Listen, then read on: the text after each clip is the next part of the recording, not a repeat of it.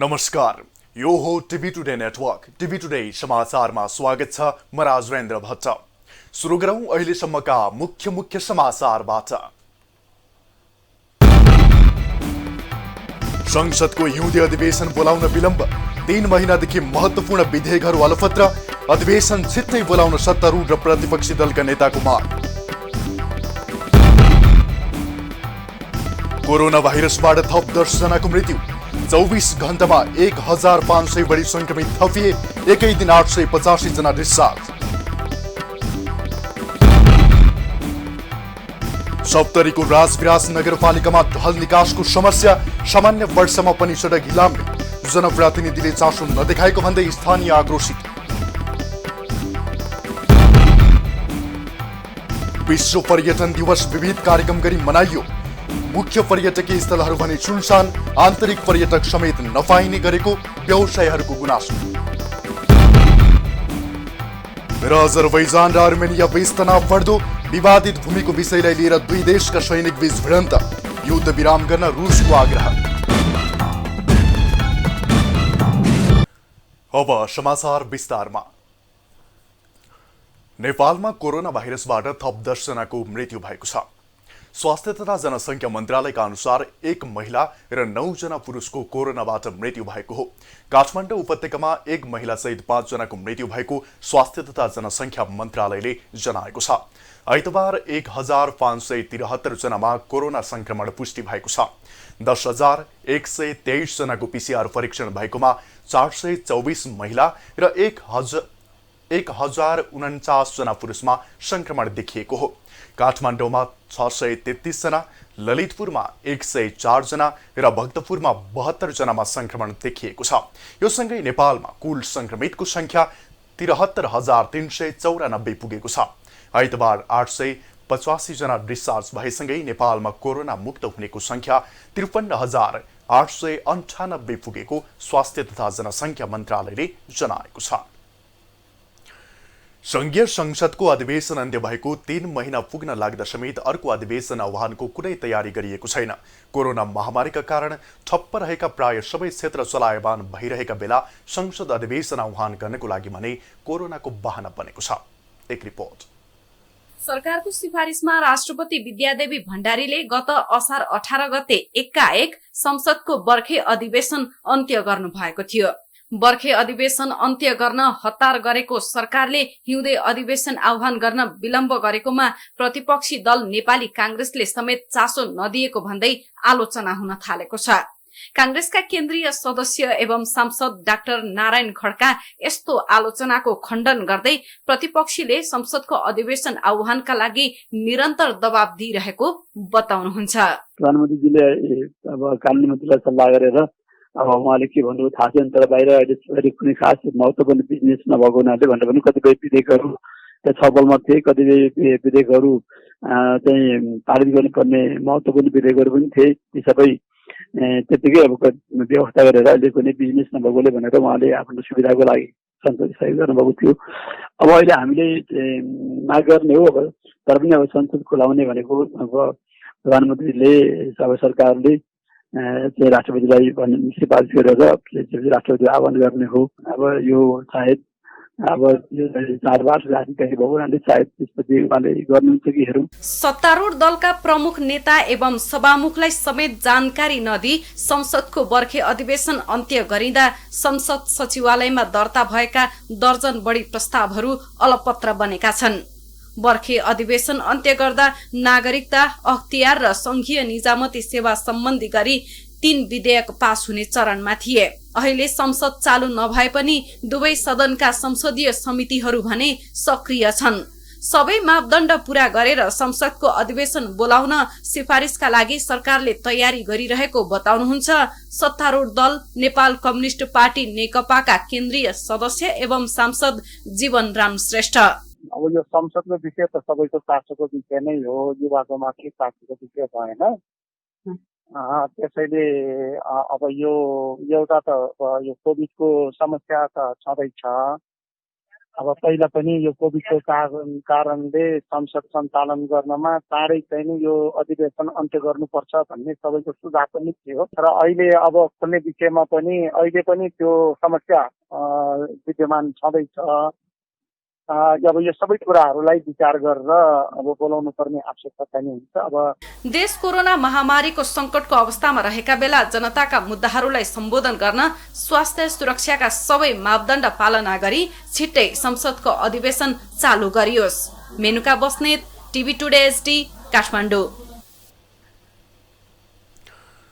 कृषि अनुसन्धान परिषद नार्कोको कार्यकारी निर्देशकमा डाक्टर दीपक भण्डारी नियुक्त हुनुभएको छ।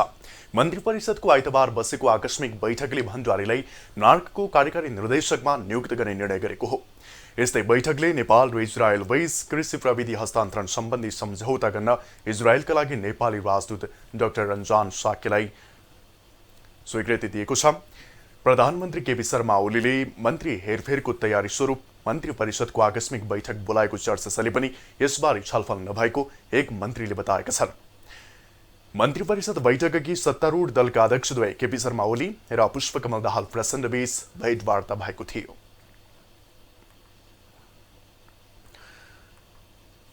सांसदहरूले घरेलु श्रमिकका रूपमा खाडी मुलुकमा जाने कामदारहरूको अवस्था पारदर्शी बनाउँदै पासपोर्ट आफ्नो साथमा राख्ने व्यवस्था मिलाउन माग गरेका छन्। संसदको उद्योग तथा वाणिज्य र श्रम तथा उपभोक्ता हित समितिमा भएको छलफलका क्रममा सांसदहरूले खाडी मुलुकमा श्रमिकहरू सधैँ जोखिममा रहने गरेको भन्दै उनीहरूले काम गर्ने र सेवा सुविधा पारदर्शी हुनुपर्ने र आफ्नो पासपोर्ट आफैसँग राख्ने व्यवस्था गर्नुपर्ने माग गरेका हुन्।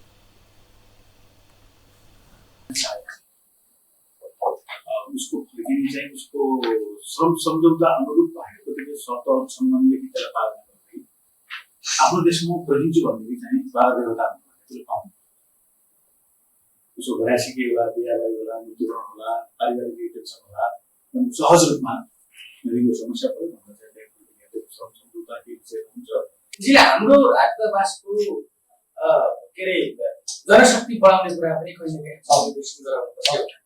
दोस्रो कुरा विदेशमा एउटा यो हामीले विशेष गरी श्रमका लागि स्किल निर्देशन अरू श्रम सम्झौता गएका महिलाहरूको मात्रै घरेलु हाउसमेटको महिला कामदारहरूको विषयमा विदेशमा गएपछि त्यहाँ जाने बित्तिकै त्यहाँको दलालले समितिले खाडी मुलुक जाने कामदारको अवस्थाका विषयमा छलफल गरी यस सम्बन्धी प्रतिवेदन परिमार्जन गरी सरकारलाई बुझाउने निर्णय समेत गरेको छ। प्रतिवेदन परिमार्जनका लागि लालप्रसाद सामा, नरबहादुर धामी र सुजाता परियारलाई जिम्मेवारी दिएको समिति सभापति विमल प्रसाद श्रीवास्तवले बताउनुभयो। संस्कृति पर्यटन तथा नागरिक उड्डयन मन्त्री योगेश भट्टराईले हिमालयन एयरलाइन्सलाई भूमिस्थ प्रबन्ध सेवा ग्राउन्ड ह्यान्डलिङ दिने निर्णय तत्काल कार्यान्वयन नगर्न नियामक निकाय नागरिक उड्डयन प्राधिकरणलाई निर्देशन दिनुभएको छ। पर्यटन मन्त्री भट्टराईले प्राधिकरणका महानिर्देशक राजन पोखरेललाई मन्त्रालयमा बोलाएर अहिलेलाई यो निर्णय यथास्थितिमा राख्न आग्रह गर्नुभएको हो। कुनै पनि एयरलाइन्सले उडान सञ्चालन गर्दा यात्रुका लागि बोर्डिङ पास जारी गर्ने, ब्यागेज तथा कार्गो सारपसार, क्याटरिङ, इन्धन लगायतका सेवा दिनुलाई ग्राउन्ड ह्यान्डलिङ अर्थात् भूमिस्थ प्रबन्ध भनिन्छ। हिमालयन एयरलाइन्सलाई गएको आइतबार महानिर्देशक स्तरीय निर्णयबाट ग्राउन्ड ह्यान्डलिङको प्रमाणपत्र जारी गरिएको थियो। समाचारमा पालो छोटो विश्रामको।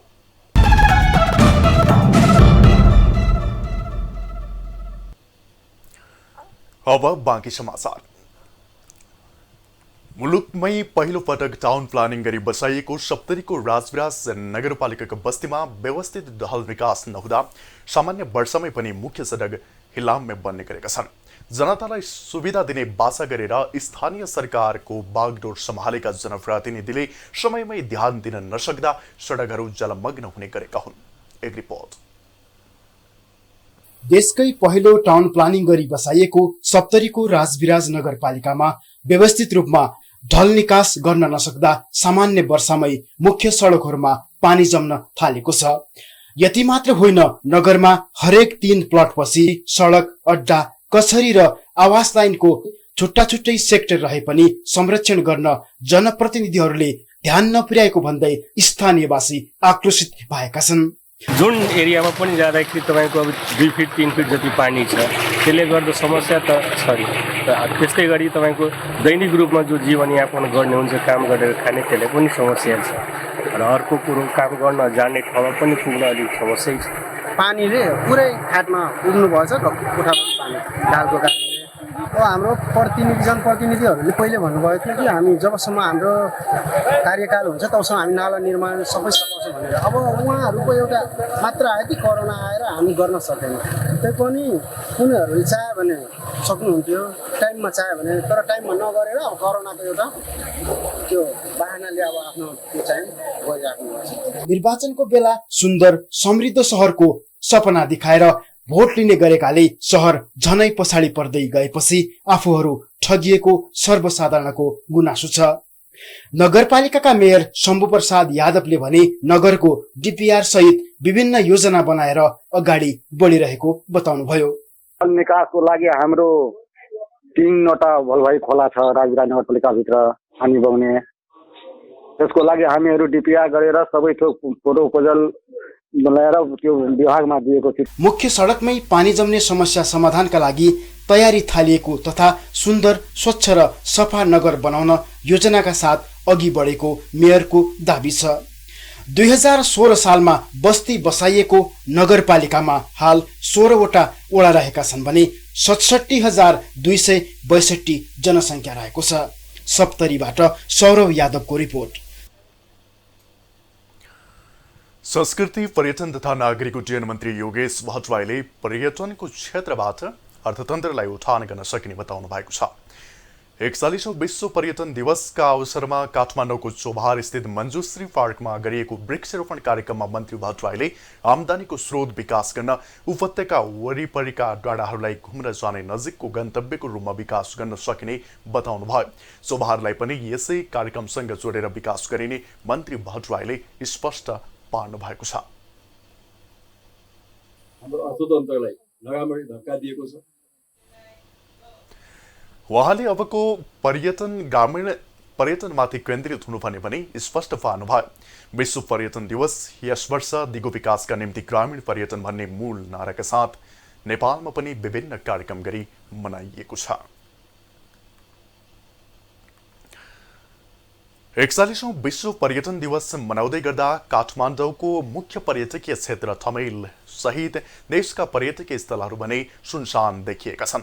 यसअघिका वर्षहरूमा मुलुकको विभिन्न सिमानाका र अन्तर्राष्ट्रिय विमानस्थलमा पर्यटकहरूको स्वागत गर्न भ्याइ नभ्याइ हुने गरेको थियो। तर यो वर्ष पर्यटन दिवसमा भने कोरोना संक्रमणको महामारीका कारण पर्यटकीय क्षेत्र सुनसान बनेका छन्।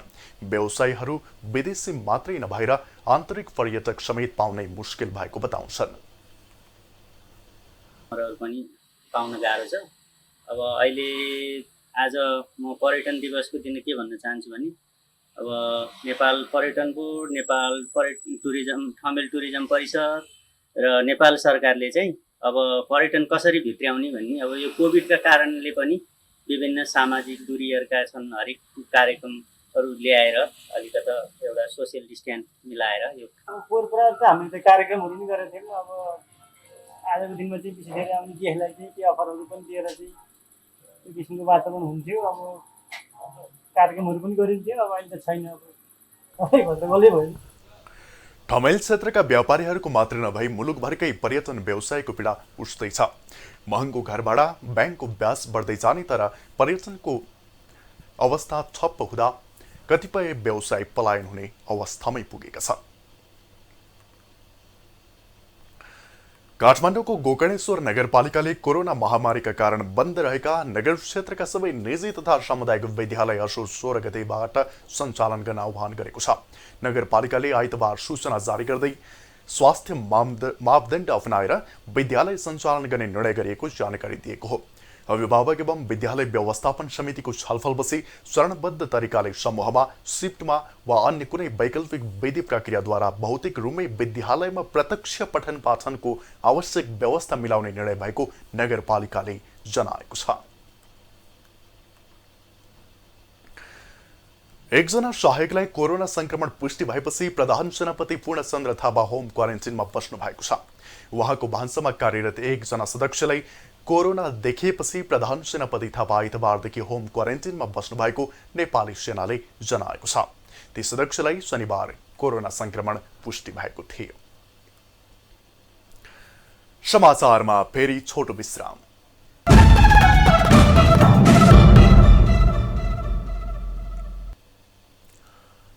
अब आर्थिक समाचार। आर्थिक समाचारको साथमा सुरक्षित निर्माणको लागि हाम्रो विश्वास Rhino.tdt।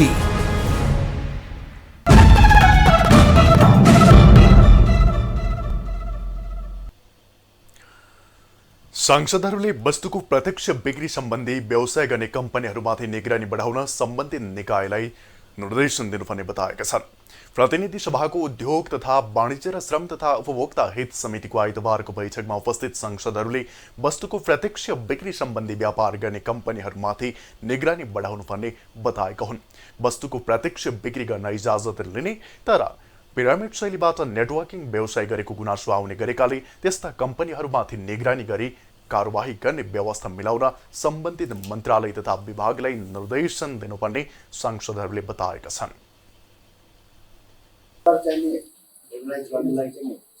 जो कम्पनीलाई हामी दिन्छौँ उनीहरूको सफ्टवेयर डेभलपै गर्नुपर्छ अनि सफ्टवेयरले मात्रै होइन सूचनाको आदान प्रदान गर्ने के काम गरेको थाहा हुन्छ। नत्र यसलाई त के हो एक बार थाहा भने उनीहरूको थाहै नहुने होइन सम्झौता गर्दाखेरि पनि उहाँहरूले केही काम गरिरहेको भनेर भन्नुभएको छ। अहिलेसम्म त्यो प्राप्त संस्थाको परेको छ भने यहाँ विषयमा लेखेको छ काम गर्नु कठिन पनि ल्याएको छु। अब हाम्रो उपसमितिले नै पनि अहिले जो दर्ता भएका कम्पनीहरू छन् तिनले पनि पूर्वाधारहरू पुरा गरेको छैन भन्ने खालको कुरा त उहाँले उल्लेख गर्नु भएको छ। त्यसले गर्दाखेरि यो पारित गरिराख्दा यसमा चाहिँ गर्ने होला त्यो उनलाई त्यो काम गर्न सुरु हुनुभन्दा पहिला यो पूर्वाधार सबै चाहिँ पुरा भएको छ भन्ने खालको कुरो चाहिँ समितिमा जानकारी गराउने पनि कुरा चाहिँ गर्नु त्यसमा थपेर रिपोर्ट जानकारी अनि त्यस पछाडि चाहिँ नि निर्देशन अनि त्यस पछाडि पास गर्नु। पछिल्लो समय वस्तुको प्रत्यक्ष बिक्री सम्बन्धी ऐन आइसकेपछि केही कम्पनीहरूले नेटवर्किङ सरह व्यापार गरेको भन्दै समितिमा उजुरी परेको थियो। त्यसपछि समितिले वस्तुको प्रत्यक्ष बिक्री सम्बन्धी उपसमिति गठन गरी अध्ययन गरेको छ। अब विश्व समाचार।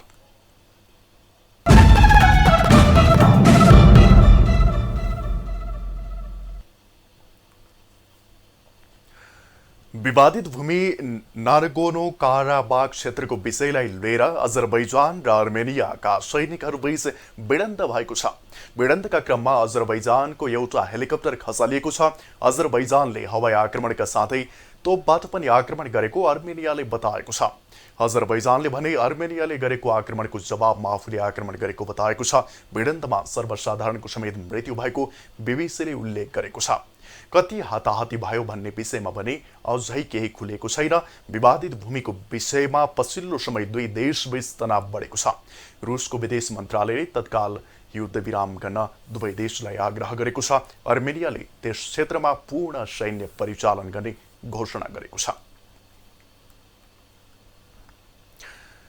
अब खेल समाचार।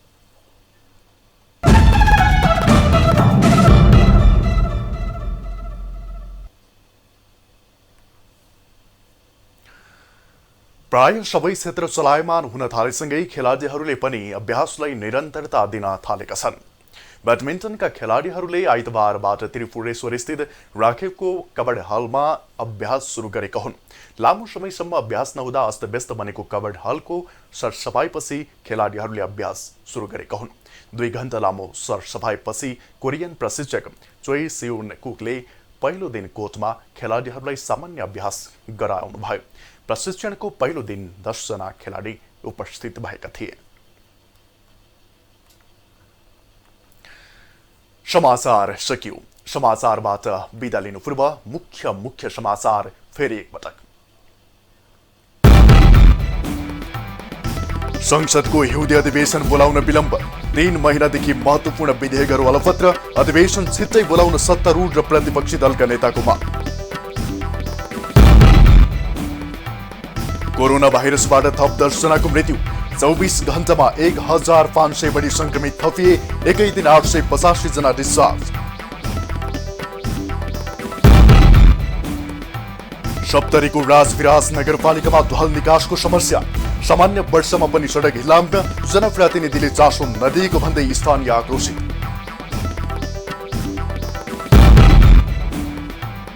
विश्व पर्यटन दिवस विविध कार्यक्रम गरी मनाइयो। मुख्य पर्यटकीय स्थलहरू भने सुनसान, आन्तरिक पर्यटक समेत नपाइने व्यवसायहरूको गुनासो। र अजरबैजान र अर्मेनिया बीच तनाव बढ्दो, विवादित भूमिको विषयलाई लिएर दुई देशका सैनिक बीच भिडन्त, युद्ध विराम गर्न रुसको आग्रह।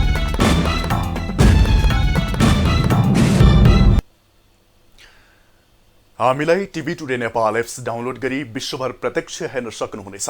साथै www.tvtoday.news.com मा गई हेर्न र पढ्न सक्नुहुनेछ भने फेसबुक, युट्युब र ट्विटरमा समेत फलो गर्न सक्नुहुनेछ। विकास, निर्माण र जनसरोकारका विषयमा हाम्रो आवाज जारी छ। अहिलेलाई सम्पूर्ण समाचार युनिटका साथ म राजेन्द्र भट्ट पनि बिदा चाहन्छु। टिभी टुडे एचडी हेर्दै गर्नुहोला। नमस्कार।